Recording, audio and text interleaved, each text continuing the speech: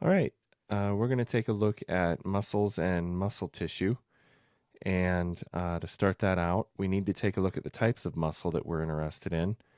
Skeletal muscle tissue is the muscle that is attached to bones and skin.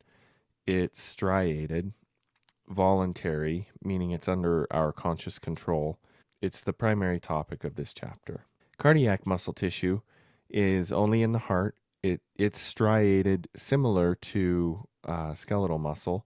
It's involuntary. We don't have conscious control over it. And there are more details on it in chapter 18, and you'll also take a look at it more in your Anatomy and Physiology 202 section. Smooth muscle tissue, we find this in the walls of hollow organs like the stomach, urinary bladder, and airways. It's not striated, it's involuntary, and we're going to look more specifically at that again in 202 within the digestive unit, as well as some cardiovascular.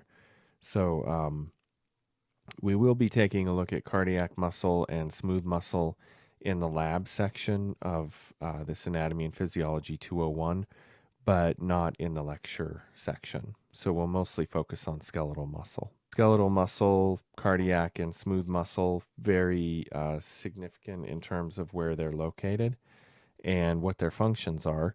In lab, we'll take a look at some of these distinctions that we see. Here within the skeletal muscle, we can see these nuclei. We notice that they're multinucleated. And the striations that we're talking about are these striations going this way. And we'll look at what those striations mean. Cardiac muscle is also striated, but we see some different things within it, namely these intercalated discs, which are these really interesting portions of the cardiac muscle tissue that are part of the propagation of the nerve signal to go ahead and keep the heart pumping in a rhythmic way. And then when we take a look at smooth muscle, we're really looking at this striated type of configuration, almost like a rock strata that we see here. And it looks very similar to maybe some squamous epithelia, but it's very different in its function, of course, and we're really interested in it within the hollow visceral organs, some intrinsic eye muscles, airways, and large arteries. Some special characteristics of muscle tissue: excitability, meaning it has a responsiveness or irritability and ability to receive and respond to stimuli. Contractility, the ability to shorten when stimulated. Extensibility, the ability to be stretched. And elasticity, the ability to recoil to resting length. So we come back to where we started.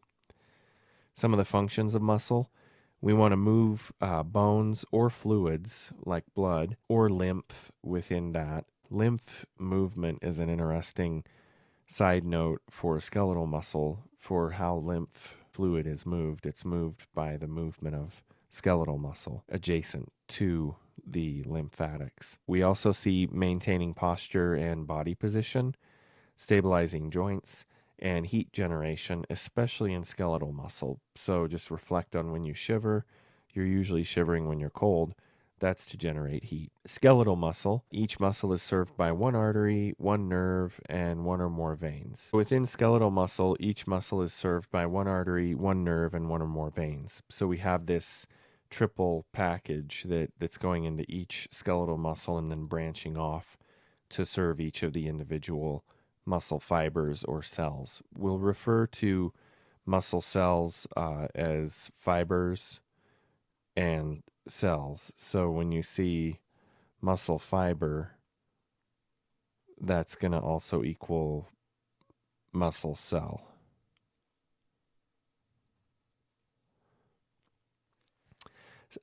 Continuing skeletal muscle, connective tissue sheaths of skeletal muscle. We have these sheaths that are around the skeletal muscle. One is the epimysium, and when we take a look at that, when we see epi, we know that we're in this above position.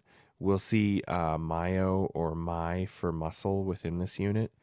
And so the epimysium is a dense regular connective tissue surrounding the entire muscle. A paramysium is a fibrous connective tissue surrounding fascicles or groups of muscle fibers. And an endomysium or endomysium is fine areolar connective tissue surrounding each muscle fiber. And to depict this, I think that this is the image within your book that is one that you'll keep coming back to in terms of where am I at in terms of each of these coverings, packages, how does this all come together? So what we're interested in here, then we're seeing the epimysium, epi above the muscle, so this area here, the paramysium covering these each of these fascicles. And so then a fascicle is a collection of each one of these is going to be an individual muscle cell or a muscle fiber. And then we'll be drilling down more specifically into what is within each of those muscle cells that gives it this continued little rod shape within each one of those muscle cells.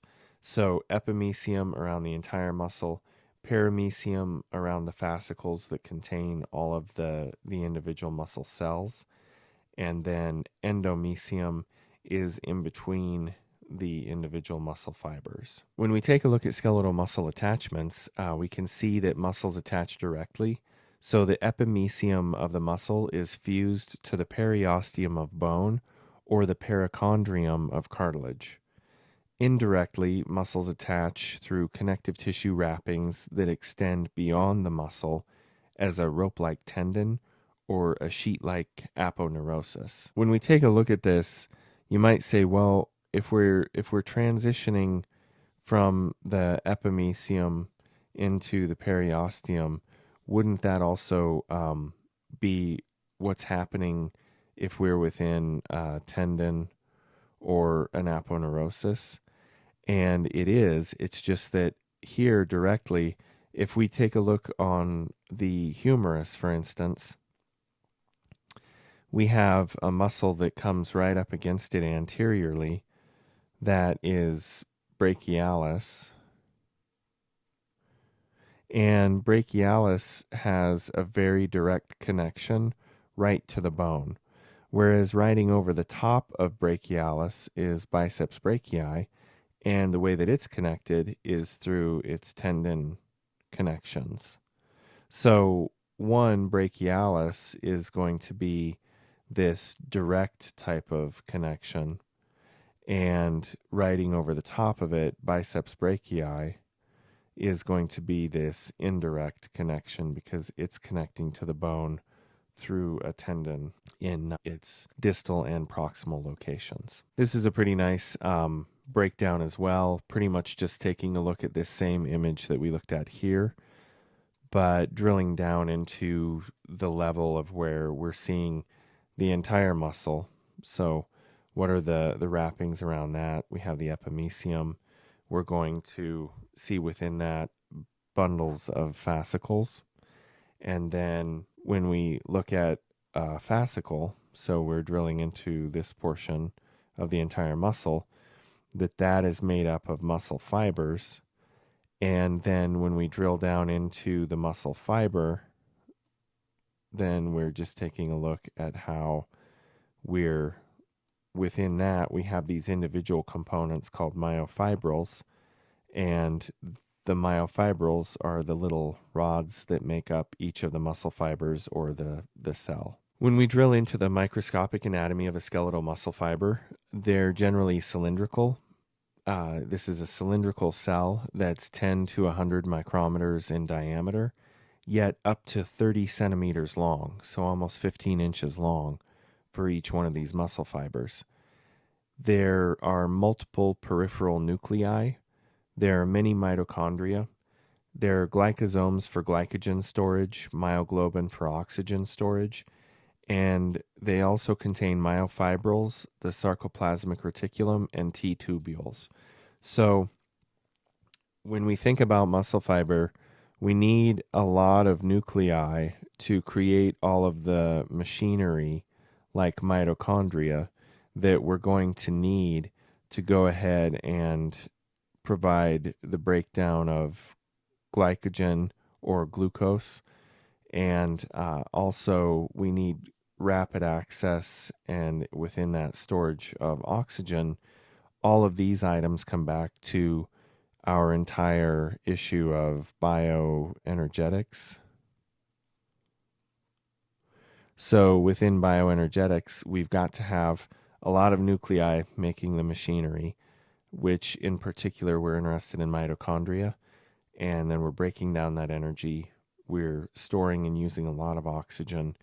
And then we're going to take a look at the specific units within the cell of myofibrils, sarcoplasmic reticulum, which will also be noted sometimes as SR, and the T tubules that are integrated within the sarcoplasmic reticulum. So myofibrils then are densely packed rod-like elements. They make up about 80% of the cell volume, and they exhibit the striations that we see when we take a look at skeletal muscle and call it striated.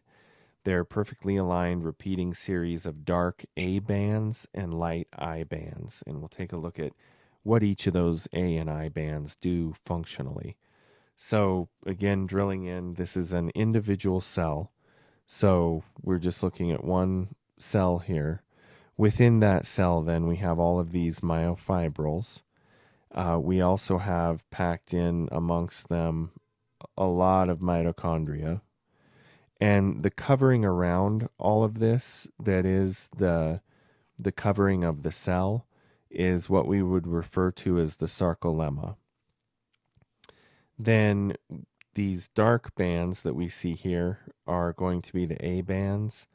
The light bands are going to be the I bands, and we also see a lot of nuclei within the mix. So we're a multinucleated cell made up of myofibrils packed with mitochondria, and we have a wrapping around each of these cells that is the sarcolemma. The sarcomere then is the smallest contractile unit or functional unit of a muscle fiber.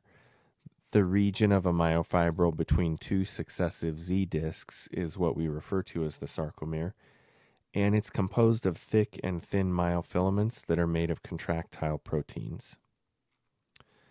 Some features of a sarcomere: the thick filaments run the entire length of an A band. The thin filaments run the length of the I band and partway into the A band. The Z disc is a coin-shaped sheet of proteins that anchors the thin filaments and connects myofibrils to one another. The H zone is a lighter mid-region where filaments do not overlap.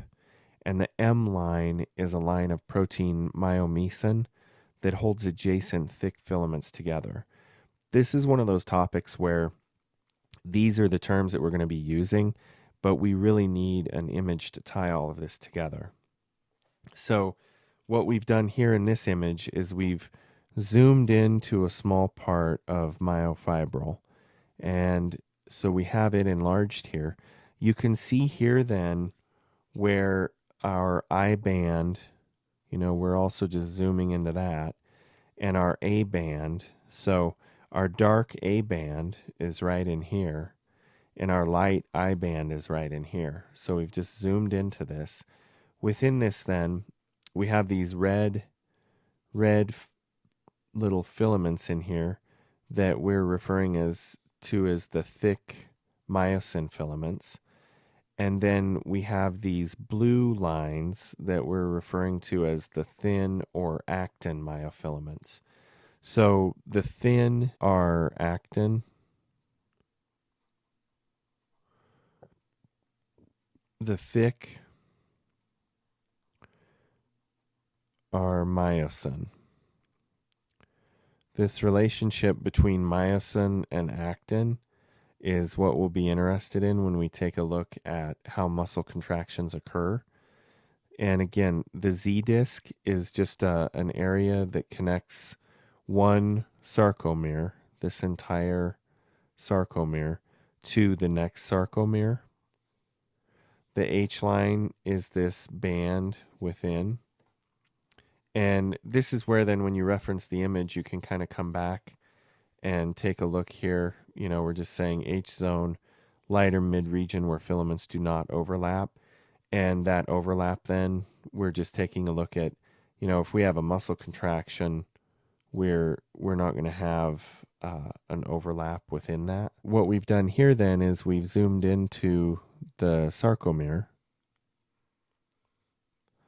and we're taking a look at it now here, and we can really see here this interaction between the actin and the myosin. We have this M line that is within the H zone. And again, taking a look at that, the M line, a line of protein myomesin that holds adjacent thick filaments together. So what it's doing here is tying these thick filaments together. And so the M line is within the H zone, and the H zone is just an area where we don't see overlap. And then we have our Z discs that are just tying on to another successive unit adjacent to them. When we take a look at the structure of a thick filament, we're just zooming in now on that one part of the sarcomere. We're just taking a look now at these thick filaments. We see that the myosin tails contain 2 interwoven heavy polypeptide chains. And so all that we're looking at here is a polypeptide. Many peptides is a protein, essentially. The myosin heads then are going to contain 2 smaller, light polypeptide chains that act as cross bridges during contraction. These are the binding sites for actin, which are the thin filaments. And they're also binding sites for ATP and ATPase enzymes. The thin filament then is a twisted double strand of fibrous protein F-actin. F-actin consists of G-globular actin subunits, and G-actin bears active sites for myosin head attachment during contraction. And then we also see 2 other proteins, tropomyosin and troponin, that are regulatory proteins which are bound to actin. So this structure is the fundamental core of what we start to take a look at for how muscles contract. So we have these thick filaments and we have these thin filaments, and the thick filaments have these myosin heads that are going to interact with the blue actin. Then we also have troponin, which is tied in with tropomyosin, that is a key player within the connectivity of the myosin heads. So on myosin, we have the heads and the tail. On the thin filament, we have our actin, our troponin, and our tropomyosin. And then the next component that we have to take a look at is the sarcoplasmic reticulum. So this is a network of smooth endoplasmic reticulum surrounding each myofibril. There are pairs of terminal cisternae that form perpendicular cross channels, and this functions in the regulation of intracellular calcium levels. So whenever we see a reticulum, we're thinking about some kind of a network. And so in this case, the sarcoplasmic reticulum is surrounding each myofibril. So we're zoomed in to a cell, and each myofibril then has this sarcoplasmic reticulum around it. And we're going to take a look at these terminal cisternae and their cross channels that are going to have this relationship in a big way with calcium. Within this then, the T-tubules are continuous with the sarcolemma and penetrate the cell's interior at each A-band and I-band junction and associate with the paired terminal cisternae to form triads that encircle each sarcomere. In this image then, what we're going to take a look at is we're drilled down into a cell. The cell itself has a sarcolemma wrapping it. Then within it, there are the myofibrils, and we zoom into a myofibril, and in a portion of that, this individual IA band configuration with all of the sub-items within it. And wrapped around then each one of these components, we're going to see what's referred to as the triad of the T-tubule, the terminal cisternae, and then we have this mesh network of the sarcoplasmic reticulum. And it's this transmission system then that we have where we're going to see an action potential travel down, be communicated through this triad to then go ahead and release calcium stores that are within these terminal cisternae. The terminal cisternae are the container areas holding on to our stores of calcium. So within each one of these, we have a lot of calcium.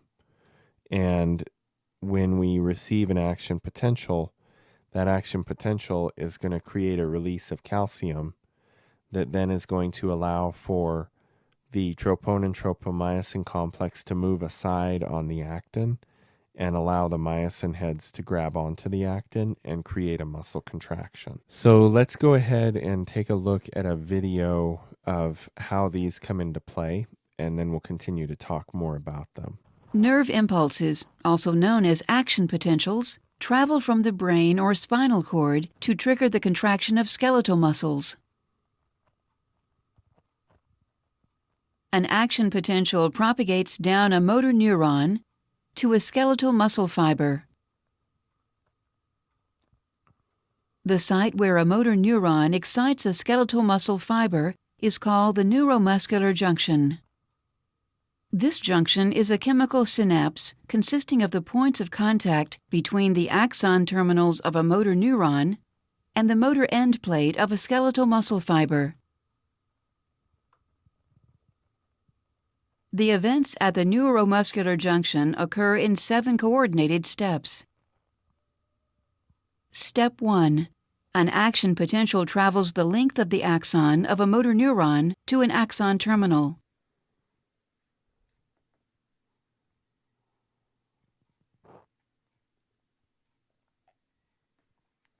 Step 2.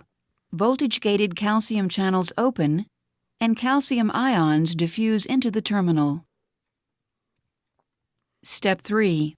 Calcium entry causes synaptic vesicles to release acetylcholine via exocytosis.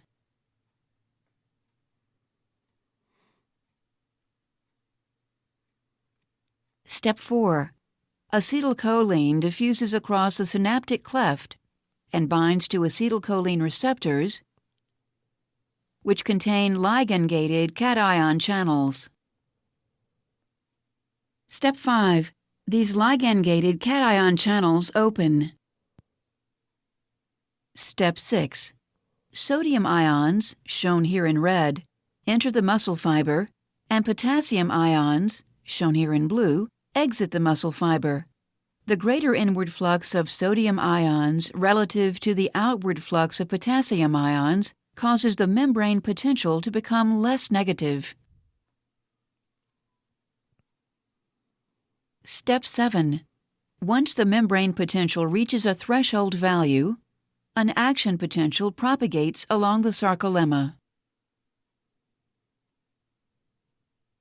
Neural transmission to a muscle fiber ceases when acetylcholine is removed from the synaptic cleft.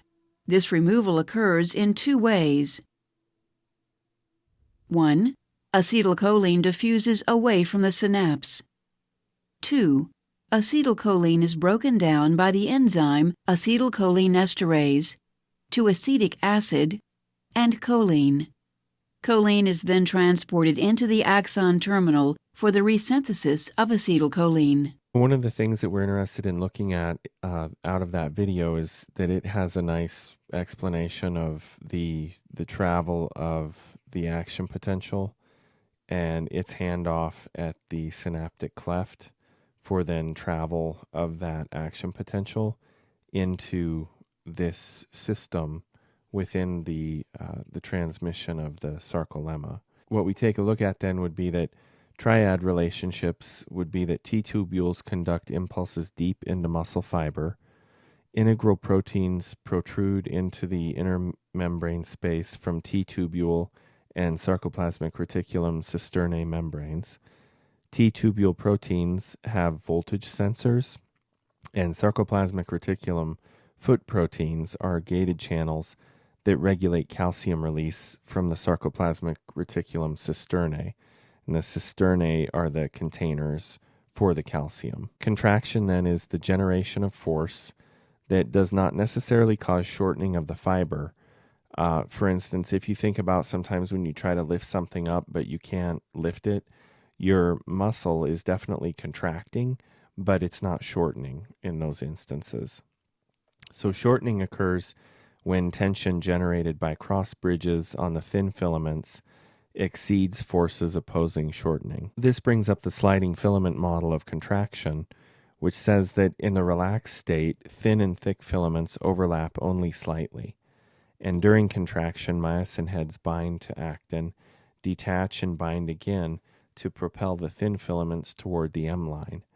As H zones shorten and disappear, sarcomeres shorten, muscle cells shorten, and the whole muscle shortens. So we just see at the smallest level, we're looking at each sarcomere shortening that just continues up the line. And when we have that happen within each cell, we have an entire muscle that goes ahead and contracts. So taking a look at this then, here's a muscle that's relaxed. We can see that we have this large amount of space in the H zone.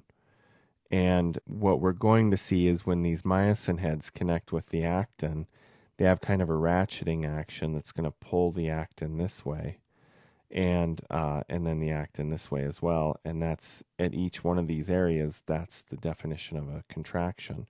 So here is a fully contracted sarcomere, and then we have this, the myosin and actin cross bridge has formed, and then ratcheted each of those microfilaments towards each other. Typically, a single motor neuron arising in the brain or spinal cord conducts action potentials that travel to hundreds of skeletal muscle fibers within a muscle.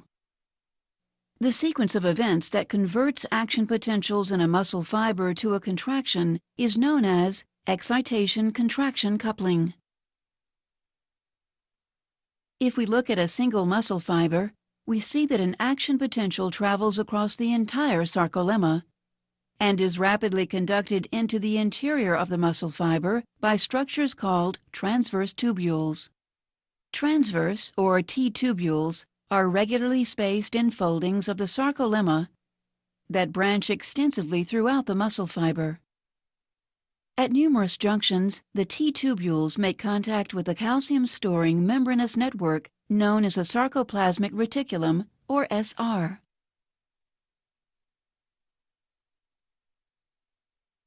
Where it abuts the T-tubule, the SR forms sac-like bulges called terminal cisternae. One portion of a T-tubule plus two adjacent terminal cisternae is known as a triad. The membranes of the T-tubule and terminal cisternae are linked by a series of proteins that control calcium release. As an action potential travels down the T-tubule, it causes a voltage-sensitive protein to change shape.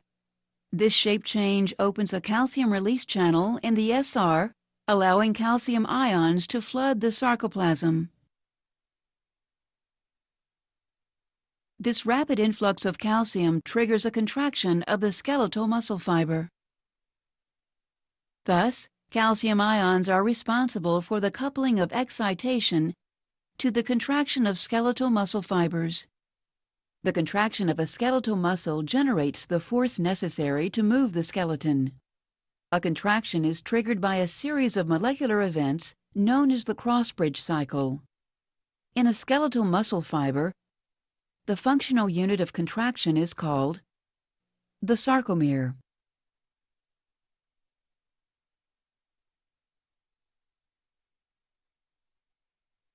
A sarcomere shortens when myosin heads in thick myofilaments form cross bridges with actin molecules in thin myofilaments.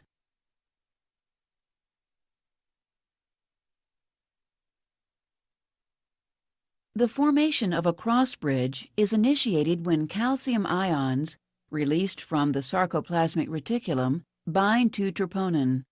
This binding causes troponin to change shape. Tropomyosin moves away from the myosin-binding sites on actin, allowing the myosin head to bind actin and form a cross-bridge. Also note that the myosin head must be activated before a cross-bridge cycle can begin. This occurs when ATP binds to the myosin head and is hydrolyzed to ADP and inorganic phosphate. The energy liberated from the hydrolysis of ATP activates the myosin head, forcing it into the cocked position. A cross-bridge cycle may be divided into 4 steps. Step 1. Cross-bridge formation. The activated myosin head binds to actin, forming a cross-bridge. Inorganic phosphate is released, and the bond between myosin and actin becomes stronger. Step 2. The power stroke. ADP is released and the activated myosin head pivots, sliding the thin myofilament toward the center of the sarcomere. Step 3. Cross-bridge detachment.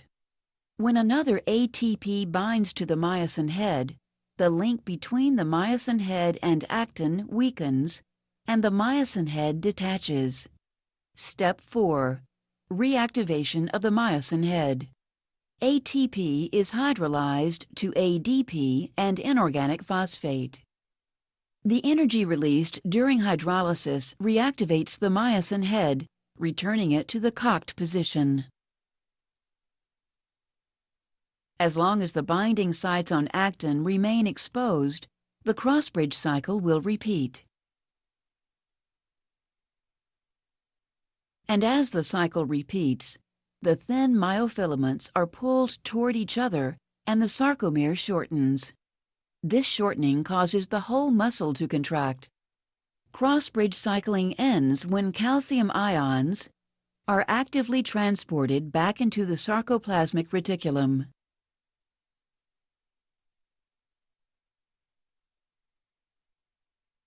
Troponin returns to its original shape, allowing tropomyosin to glide over and cover the myosin-binding site on actin. Requirements for skeletal muscle contraction: we have to have some kind of activation. We have to have neural stimulation at a neuromuscular junction. So that's the video that we just looked at. Then we have to have excitation-contraction coupling, a generation and propagation of an action potential along the sarcolemma. And then final trigger, a brief rise in intracellular calcium levels. Requirements for skeletal muscle contraction then: we have to have activation, some kind of neural stimulation at a neuromuscular junction, just like the video we just watched. We have to have excitation-contraction coupling. Within this then we have generation and propagation of an action potential along the sarcolemma, so that electric impulse is traveling all along the sarcolemma. And then our final trigger is a brief rise in intracellular calcium levels that is going to move the troponin tropomyosin complex from the actin and allow the myosin to connect. Events at the neuromuscular junction then. The neuromuscular junction, what we're talking about is like what we saw in the video, where we have some kind of a nerve end coming in, and then it's going to go ahead and have an integration with the sarcolemma. So we have a nerve approaching the sarcolemma, and that is the neuromuscular junction. And skeletal muscles are stimulated by somatic motor neurons, and axons of motor neurons travel from the central nervous system via nerves to skeletal muscles. So we have this integration, and each axon forms several branches as it enters a muscle. And then each axon ending forms a neuromuscular junction with a single muscle fiber. So this is just saying that as we send in a nerve, it's going, that individual axon is going to branch off many different times, and then each one of these branches is going to connect with its own individual muscle fiber, and its integration is happening on the sarcolemma at the neuromuscular junction.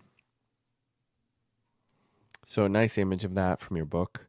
We have this axon coming in from a motor neuron that's originating within the central nervous system. And we have a thought that we'd like to have some kind of a skeletal movement.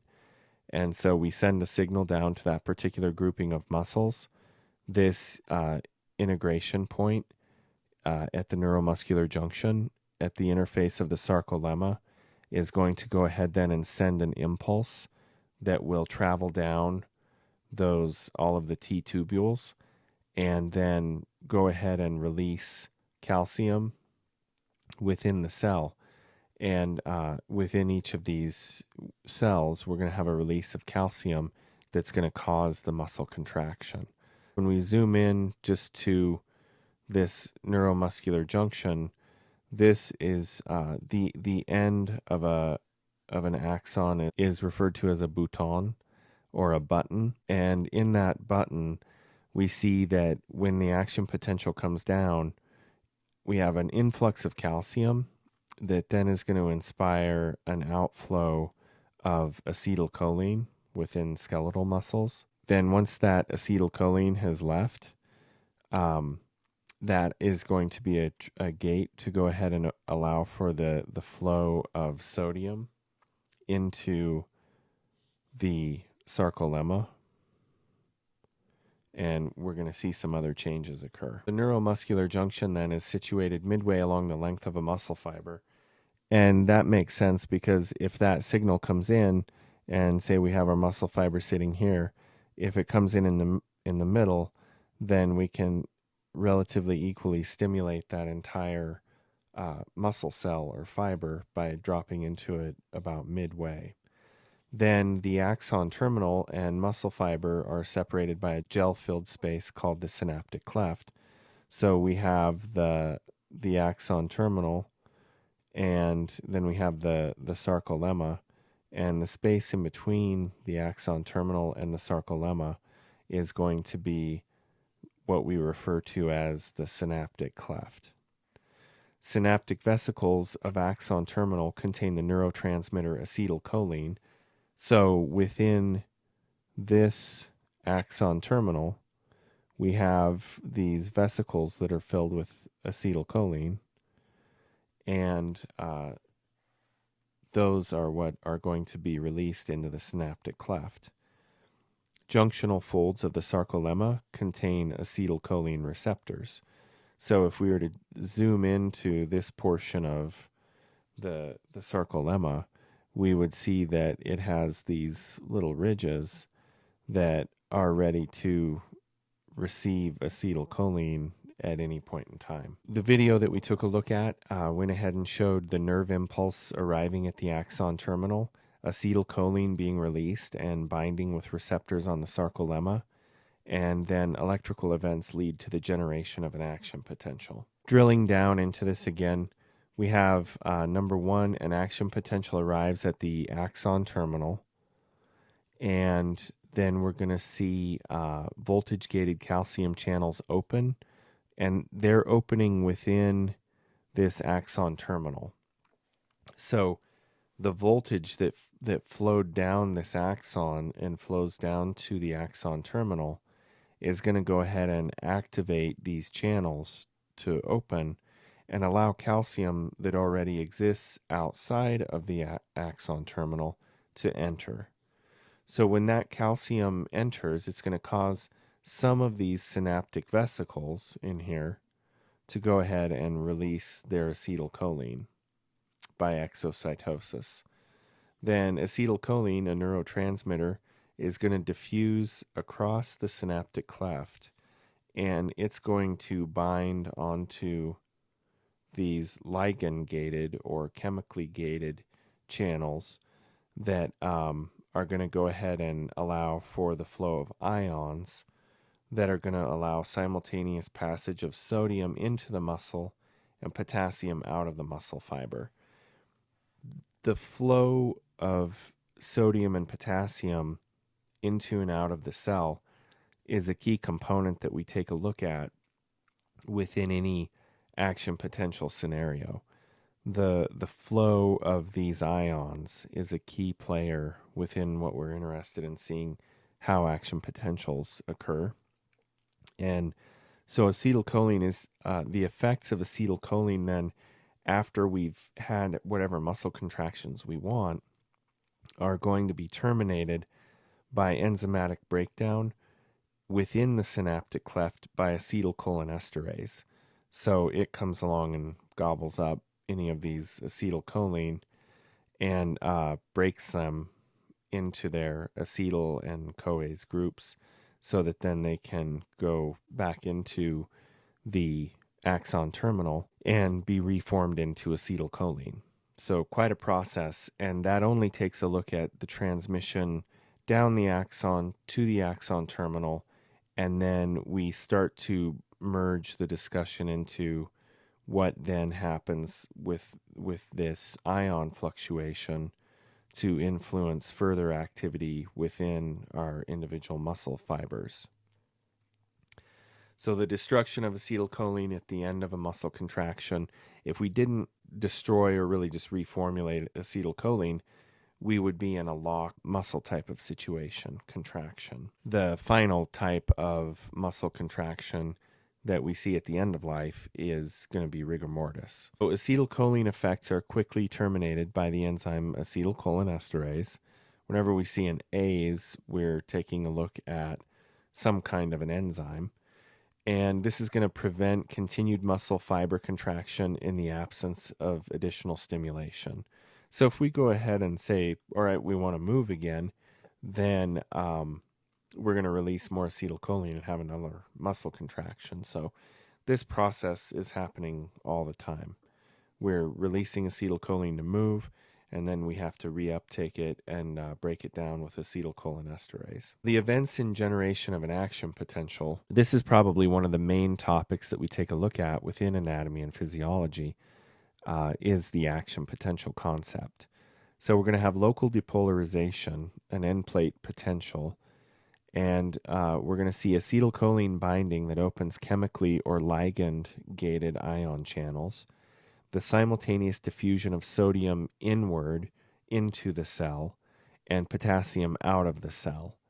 More sodium diffuses, so the interior of the sarcolemma becomes less negative. And then we have local depolarization at the end plate potential.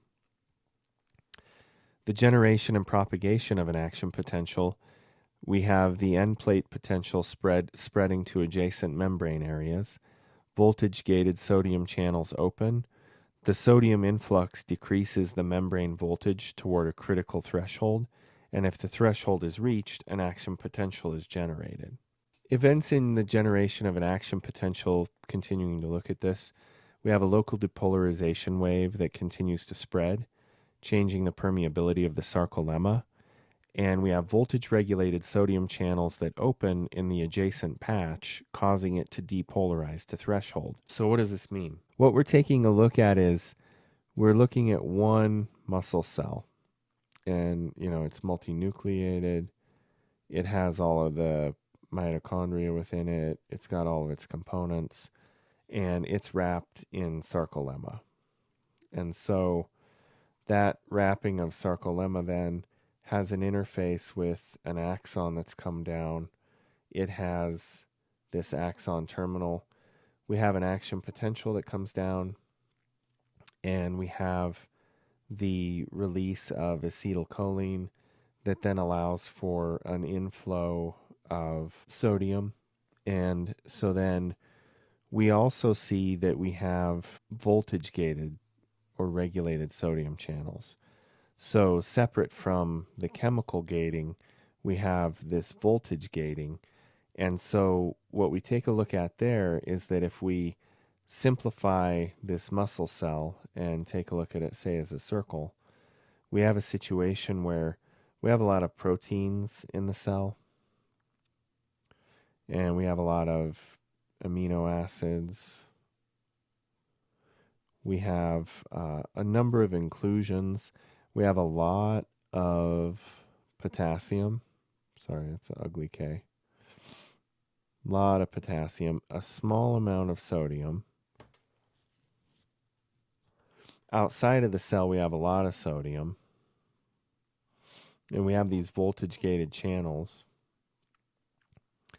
that when this action potential comes down and flows across the sarcolemma, then what we're going to see is the opening of these channels, and naturally, just through a gradient type of situation, we have sodium go from greater concentration to lesser, potassium go from greater concentration to lesser. And when this happens, this environment inside that's relatively negative, because of all of these proteins, amino acids, the inclusions of the cell, we're losing positive potassium, but we're bringing in positive sodium. And that's going to change this. It's going to depolarize it to a positive environment. We started out with a relatively negative environment inside and a relatively positive environment outside. With this transmission of a lot of positive ions into the cell, we sort of flip-flop this. And whenever we see this positive negative situation, it's very similar to a car battery, and the cell membrane, or the sarcolemma, is the area over which each of these charges exist, which is the potential. So we'll be drilling into this a lot more, but to just kind of take a look at voltage regulated channels, depolarization, that's kind of a preface into those concepts. So repolarization, then, when we want to reset the cell to its original, more negative state, we need to have those sodium channels close and voltage gated potassium channels open. Then we're going to have a potassium efflux rapidly restoring the resting polarity. So we're going to have potassium coming in to the cell. And then we're going to have the fact that the fiber cannot be stimulated at this point in time because we're restoring its polarity, and is in what we refer to as a refractory period until repolarization is complete. So the concept of a refractory period just says that during this period of time, while we're having this efflux of potassium and we're closing sodium channels so that we don't let any more sodium in, we're repolarizing the cell. And during this repolarization, we have this refractory period. So we can't stimulate that muscle again until it's reset. The ionic conditions of the resting state are restored by what we refer to as the sodium-potassium pump. The sodium-potassium pump works against the gradients that exist inside and out of the cell, and it takes ATP to run that pump. When we take a look at this, we have an action potential that comes down, and we're going to have an influx of calcium that creates an exocytosis of acetylcholine that then opens up sodium and potassium channels, that then creates a local depolarization. So we're locally depolarized by this ligand gated or chemically gated channel that opens up and allows for the inflow of sodium and the outflow of potassium. And that spreads down the sarcolemma. We have this cascade where we keep firing off these polarity changes, and those polarity changes go ahead and open these voltage gated channels that then continue to propagate the action potential all the way down the sarcolemma. So remembering too that these action potentials come down and hit the sarcolemma roughly in the middle, and then they spread from there. So we're not having action potentials from axon terminals all the way down the cell. We've just got this one action potential that creates the initial kickoff that then allows for voltage gated channels to open and continue the propagation of that action potential all the way down the sarcolemma. And then that action potential is what's going to lead to the function, the movement of each of those sarcomeres to go ahead and have a muscle contraction. So again, local depolarization, the generation of the end plate potential on the sarcolemma. So what we're saying is the end plate potential on the sarcolemma is the area where we kick this off, where we start the action potential on the sarcolemma. That's the end plate potential. We're going to generate and propagate the action potential down the sarcolemma, and then we're going to repolarize. So we close sodium channels first, we stop the inflow of sodium, and we open potassium channels so that we can go ahead and have potassium flow out. Repolarization then is occurring with actually the outflow of potassium, and then what we have to take a look at after that is how the sodium potassium ATPase pump kicks in. This is the chart that we take a look at for membrane potential and action potential that would travel down a cell. This -70 is in millivolts. This would be what we refer to as the resting potential of the cell membrane. When we have an action potential arrive, we have sodium channels that open. They're bringing in an influx of positively charged ions.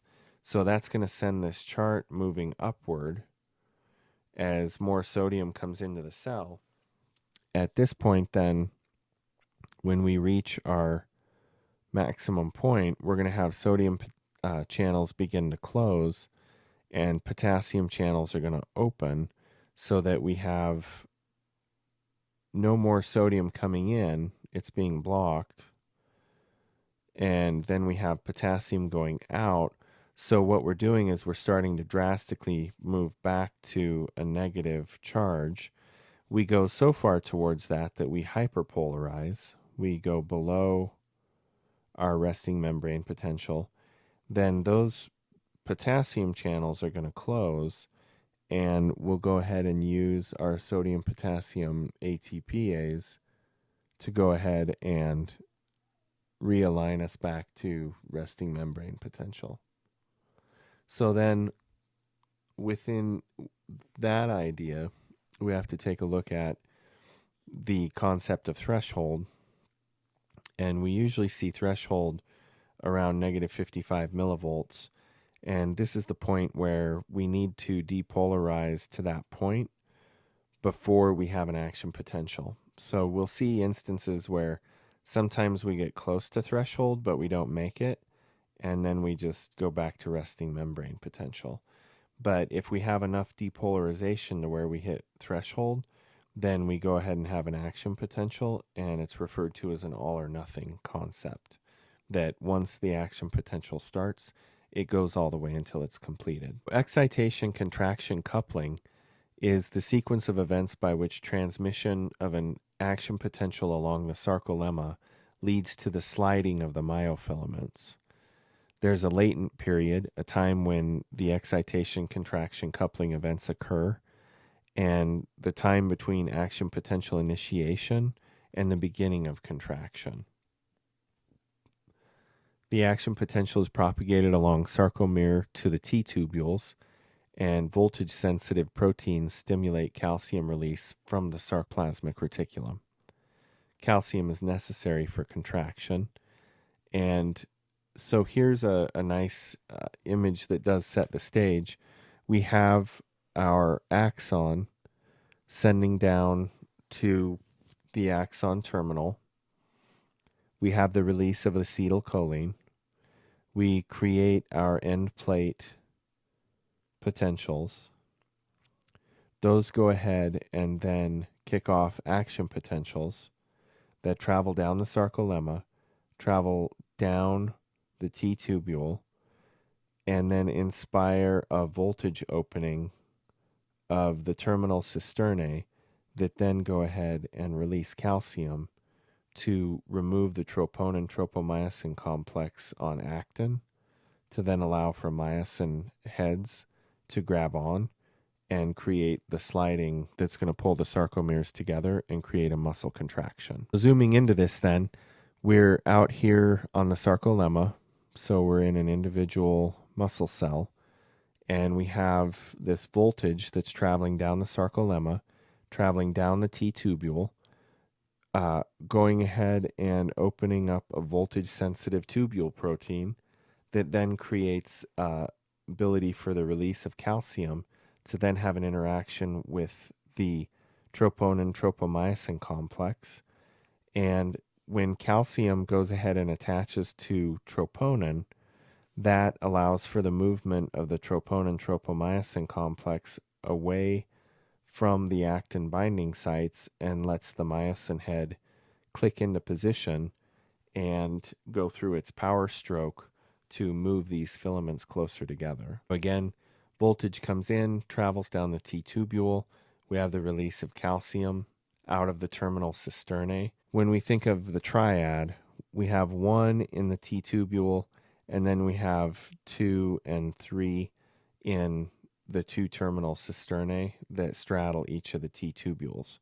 That is the triad. Then once the calcium ions are released, we're going to see them begin to move into position to where they attach to troponin, and then that is going to expose the active sites of the actin for the myosin to go ahead and bind. We have what's referred to as a cross bridge formation, as the myosin thick chain goes ahead and binds onto the actin thin chain filament or thin filament, and we have a contraction begin. This is a pretty amazing process that we're going to take a look at a little bit more closely, and we'll try to get more of a handle on it as we move forward. So the role of calcium in contraction then is very important. At low intracellular calcium concentration, we see that tropomyosin blocks the active sites on actin, and myosin heads cannot attach to actin, so then we have the muscle fiber relax. At higher intracellular calcium concentrations, we have calcium bind to troponin.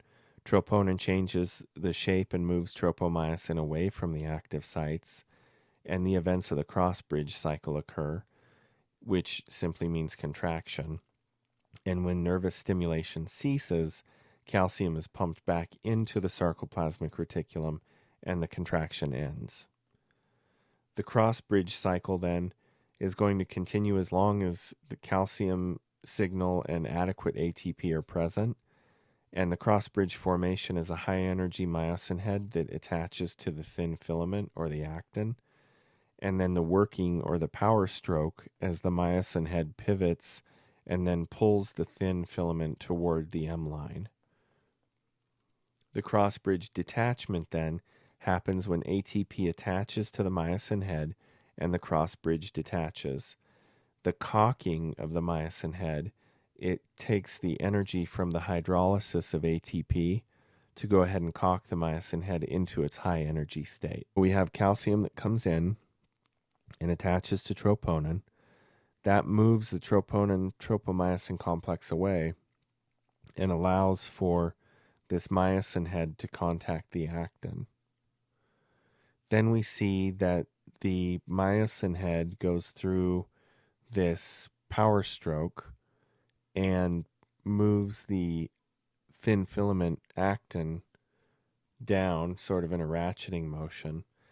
Then the attachment of ATP onto the myosin head removes it from the actin, and the ATP hydrolysis, or the removal of this phosphate group from the triphosphate, gives us a diphosphate and caulks the myosin head so it's ready to go again. What happens in rigor mortis then is you can see that we can connect without the direct use of ATP. We can connect the myosin head to the actin.